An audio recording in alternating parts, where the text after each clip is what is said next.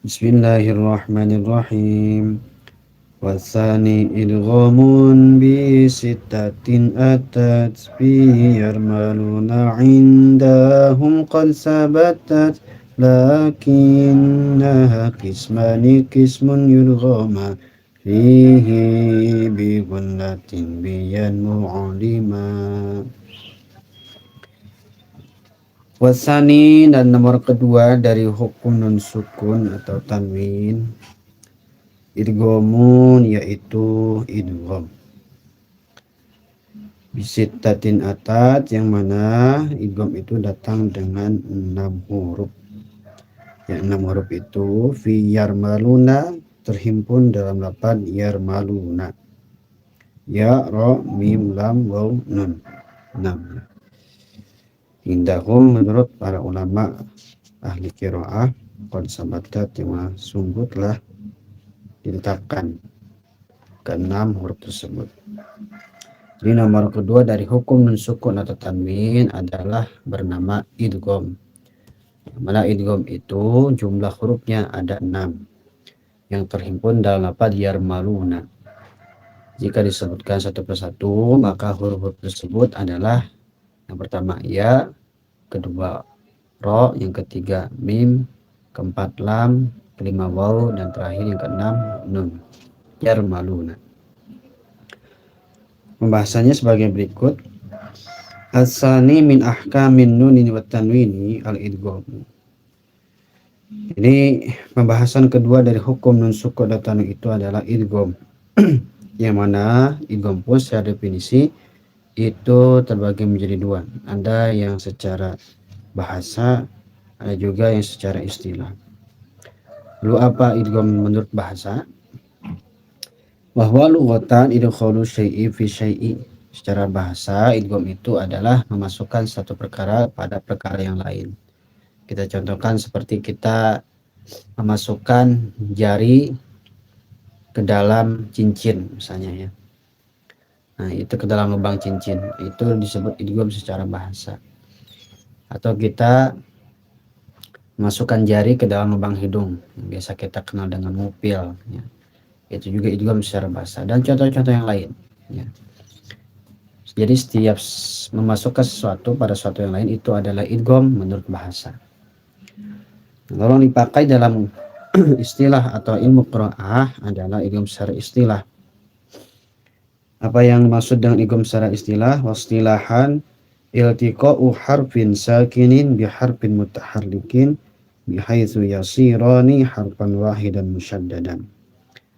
Jadi secara istilah idgham itu ialah bertemunya huruf yang sukun dengan huruf yang berharakat, kemudian bihaitsu yasirani harfan wahidan musyaddadan, sekiranya dua huruf tersebut ketika ditemukan menjadi satu huruf juga dalam keadaan ditasdidi atau ditasdidkan. Yartafi'ul lisanu an indahu irtifatan wahidatan. Dan lisannya atau lidahnya itu mengangkat, ya, secara sekali angkat. Itu secara teoritis, ya. Di idgham secara istilah kurang lebihnya seperti itu yang sudah disebutkan barusan. Kemudian wahwa biwazni harfaini, dengan timbangan dua wazan, dengan timbangan dua huruf, idgham pun itu bisa berlaku. Fa idghamani inda sittati harufin, maka nun sukun atau tanwin itu diidghamkan, dikumpulkan atau dimasukkan ketika berhadapan dengan 6 huruf aidon, yang mana majmu'atan fi qaulil qurra'i yarmaluna, tadi sudah sebutkan, ya. Kita lanjutkan. Nah, akan tetapi dari ke-6 huruf idgham ini ternyata ini dibagi kembali, diklasifikasi kembali menjadi 2 kategori. Maka disebutkan dalam bait berikutnya, lakinnaha qismani qismun yudghama fihi bi gunnatin biyan ulima. Akan tetapi dari 6 huruf tersebut qismani itu terbagi menjadi 2 macam. Qismun bagian pertama atau macam yang pertama yudghama fihi, sukun atau tanwin itu diidghamkan di dalamnya dengan cara bigunatin, dengan gunnah, atau kita artikan secara terlalu guna itu artinya dengung ya. Dianmu yang mana huruf-huruf tersebut yang mana macam pertama ini itu dihimpun dalam lafaz yanmu, berarti hurufnya ya, nun, mim, waw ya, ada 4 huruf 5. Penjelasan lebih rincinya sebagai berikut.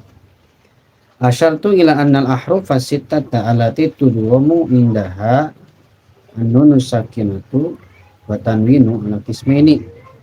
Lebihnya jadi nusuk atau tanwin itu dari ke-6 huruf tadi terbagi di dalam hukum idgham itu terbagi menjadi 6, menjadi 2 macam maksudnya.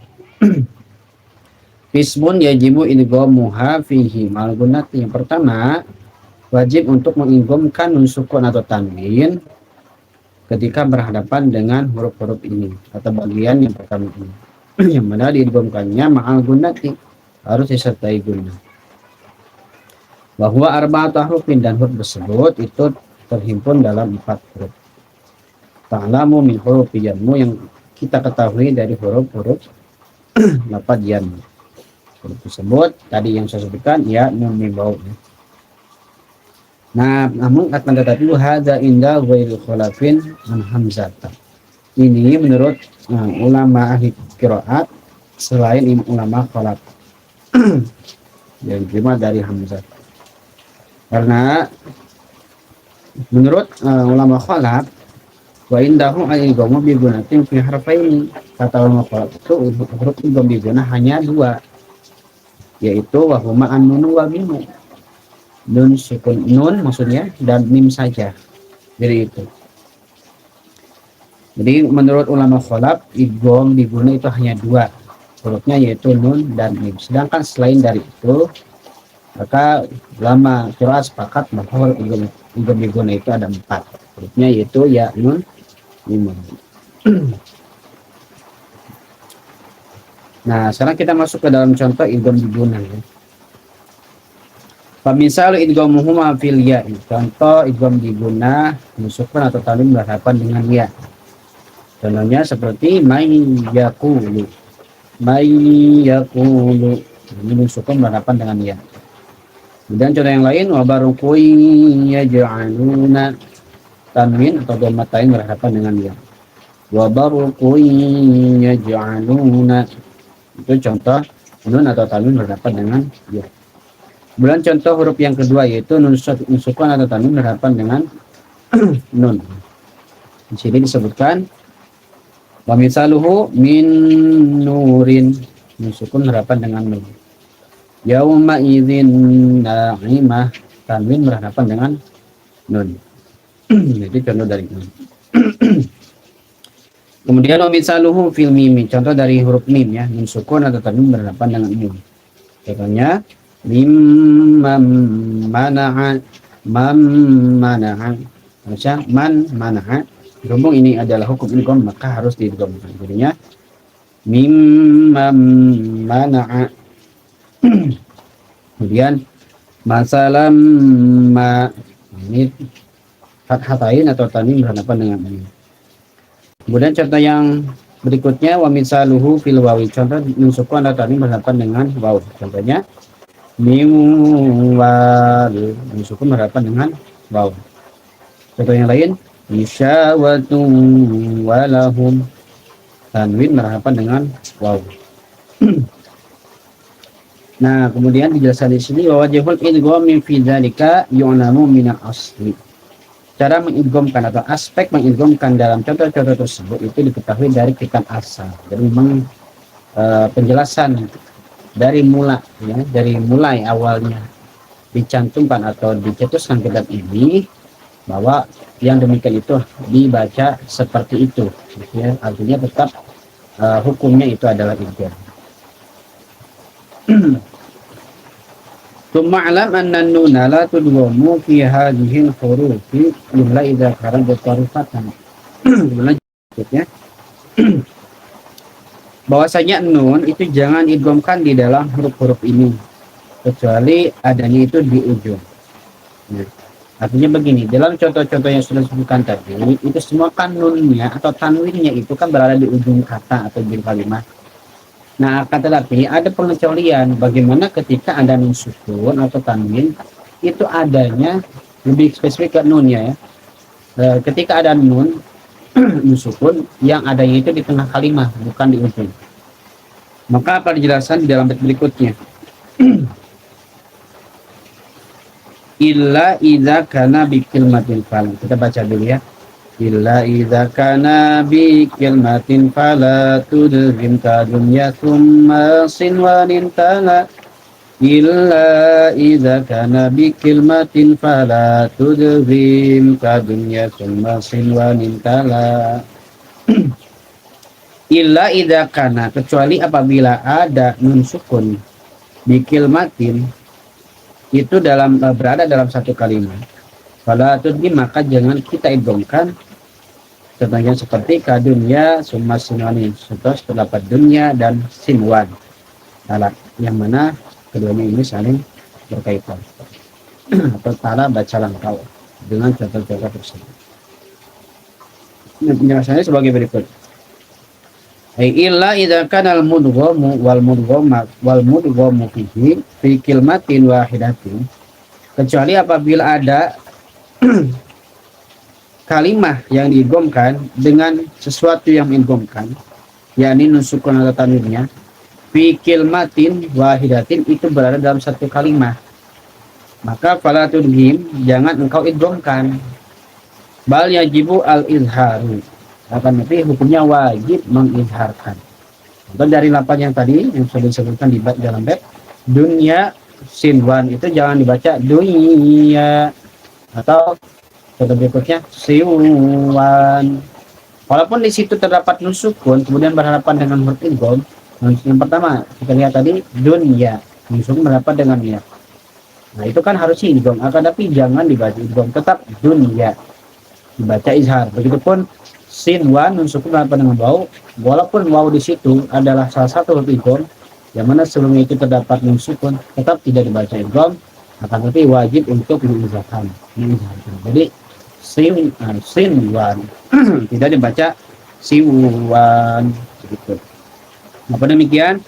Li alla taltabisal kalimatu bil mudhaf, supaya atau agar tidak terjadi iltibas atau kekeliruan kalimah dengan bina mudhaf gitu. Jadi ketika dibaca idgham seakan-akan nanti hurufnya itu adalah huruf yang ditasydid menjadi mudhaf, menjadi huruf yang ditebalkan, duya atau siwa, padahal di situ memang terdapat nun sukun begitu.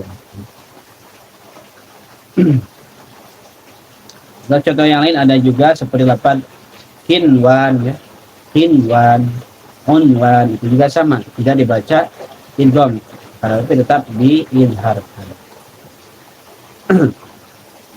Satu bait berikutnya yang terakhir dalam hukum idgham, kita bacakan dulu. Wasani idghamun bi ghairi gunnah fil lam yuwarrathum ma karrirannah. Wasani idghamun bi ghairi gunnah fil lam yuwarrathum ma karrirannah.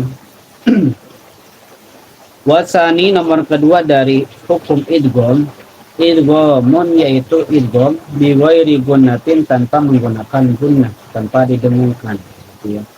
Yang mana huruf idgham kita artikan atau kita singkat saja bahwa hukum yang kedua ini adalah idgham bi ghairi gunnah, atau biasa kita sebut dengan idgham bila gunnah.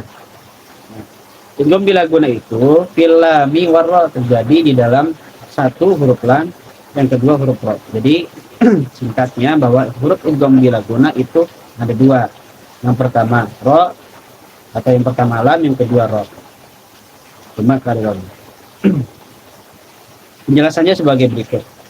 Al-qismu tsani idghamun lahuma bi ghairi gunnati, nomor kedua dari pembagian idgham yaitu idgham yaitu mengidghamkan nun sukun atau tanwin bi ghairi gunnatin, tanpa menggunakan gunnah atau tanpa dengung. Fatud ghamu an-nunu, atau fatud ghamu an-nunu sakiatu, maka nun sukun itu diidghamkan. Wa tanwin begitu juga tanwin bidu digunakan tanpa menggunakan gunnah. Fil harfaini al-baqi, ini dalam huruf-huruf, dalam dua huruf yang sudah berlalu keduanya. Min yarmaluna dari himpunan huruf dalam lafaz yarmaluna. Di mana huruf tersebut wahuma al-lamu war-ra'u. Utama lam yang kedua. Yajma'uhuma qauluka, yang mana ucapan itu mengumpulkan atau menghimpun kedua huruf tersebut dalam lafaz ra, torul atau ril. Nah, contohnya mana? Famisalul lami, contoh nun sukun atau tanwin berhadapan dengan lam. Hudan lil muttaqin. Ini harusnya kan hudan lil muttaqin.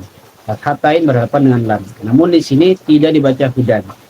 Kita masukkan huruf tanwin atau nun sukunnya. Ini kan tanwin itu adalah nun yang diganti dengan tanda tanwin seperti itu ya. Nah, ini tanwin berhadapan dengan lam. Hudal lil muttaqin. Jadi tanpa dilamakan, tidak dibaca hudal lil muttaqin, langsung ya. Dimasukkan tanpa dilamakan. Gitu. Contoh yang lain, walakin la ya'lamun. Walakin la ya'lamun. Namun di sini kita masukkan nun sukunnya ke dalam huruf idgham yang berupa lam di sini. Jadinya walakin la ya'lamun. Berubah nun sukun menjadi huruf lam. Kemudian contoh yang nun sukun berhadapan dengan atau tanwin berhadapan dengan ro, contohnya mir rabbihim. Min rabbihim. Tukarkan nunnya menjadi ro, mir rabbihim tanpa dilamakan. Kemudian contoh yang lain, min samaratir rizqa. Ini tanwin atau kasratain berhadapan dengan ro. Tidak dibaca min samaratin rizqa. Ditukar bunyi n-nya dengan bunyi ro. Tanpa dilamakan. Min samaratir rizqa. Jadi aspek pengidghaman dari kedua contoh tersebut wajibul idghami biduniha fihima at-takhfifu, yaitu takhfif, meringankan atau mengentengkan.